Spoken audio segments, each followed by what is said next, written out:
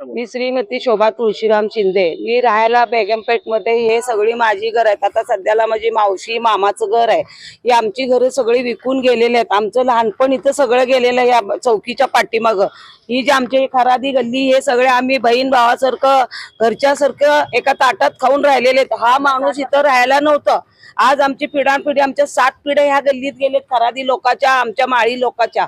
पण इथं त्यांनी इथं राहायला नव्हता। पूर्वी मुस्ताक शेख, त्यांनी पूर्वी काँग्रेसचा कार्यकर्ता होता। नंतर त्यांनी शिवसेनेमध्ये एकनाथ शिंदे म्हणून आणि MIMचं काम करून इथं जी दादागिरी गुंडगिरी चालली आहे। आणि ह्या माणसामुळं आज मी भारतीय जनता पार्टीचे कार्यकर्ते आहे। सामाजिक सोशल वर्कर म्हणून ह्या एरियातलं काम सगळं मी बघते।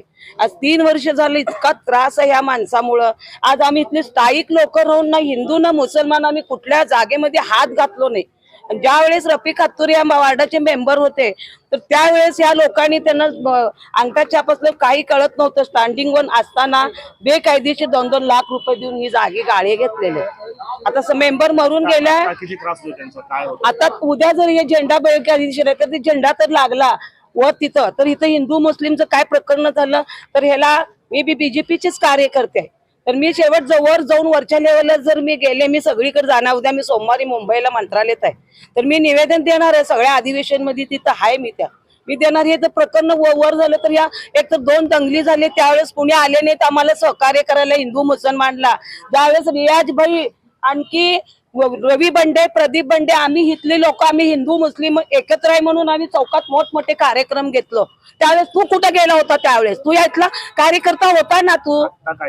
आता बी त्रास। आता ही गाडी फोडली उद्या, आणि ते बाहेरचे जे सलगर वगैरे जे 2 माणसं येऊन बसतेत रात्री बेरात्री आमच्या या खोक्यामध्ये।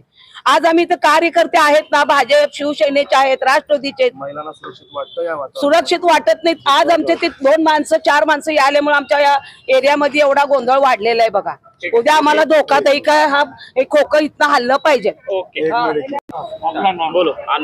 मी नुसरत अफसर शेख, राहणार बेगमपेठ पोलीस चौकीच्या मागे।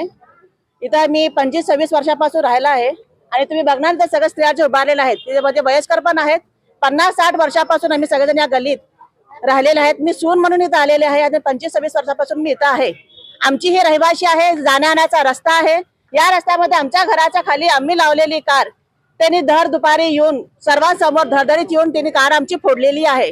आज काल त्यांनी गार फोडली, आज तिने आमच्यावर पण काय पण हल्ला करणार आहे। आम्ही या महिला तर इथं सुरक्षित नाही आहेत। गल्लीचा येण्या जाण्याचा रस्ता असल्यामुळे सगळे स्त्रिया, मुलं, लेकरं सगळेजण इथूनच जातात कॉलेजला, शाळेला। त्या मुली पण आता सुरक्षित नाही आहेत। माझी तुम्हाला फक्त एवढंच निवेदन आहे, एवढंच अर्ज करायचं आहे की आम्हाला याच्यापासून खतरा आहे। आज त्याने गाडी फोडली, उद्या तिने आम्हाला काय पण करणार। तर आमची एवढीच विनंती आहे तुम्हाला की या खोका जो आहे तो इथून निघाला पाहिजे। आणि त्याचं कुठलं पण ऑफिस होते, कुठलं पण ठेवू दे त्यांनी, आम्हाला त्याच्याबद्दल काही नाहीये। पण आमचं जे नुकसान झालंय ते नुकसानचं पण भरपाई मला पाहिजे। माझी जी 25 लाखाची क्रेटा गाडी आहे त्यांनी जी फोडली आहे ते आम्हाला भरपाई मला त्याची पाहिजे। आणि आमच्या महिलांना जे त्रास होतात त्यांच्यामुळे, जे कार्यकर्त्यांना घेऊन तुम्ही बसतो इथं, वाईट नजर जे घालतात मुलींवर आणि बायकावर, उगा कमेंट करत बसतात, तिने तिथं काही पण काम नाही इथे बसण्याचं। आम्ही इथं येणार राहणार, आम्ही इथं आहोत। तिने काय सकाळी येतात संध्याकाळी निघून जात आहे, पण आम्ही इथं राहतो। बाहेर झालं की येऊन आम्हाला त्रास देत आहे। आम्ही इथं राहणार आहे, आम्ही कुठं जायचं सांगा? आमचं घर इथं आहे, लेकरं आहेत, आमचा संसार आहे इथं, आम्ही कुठे जायचं? तर विनंती आहे की जरा काहीतरी आम्हाला कार्य करून द्या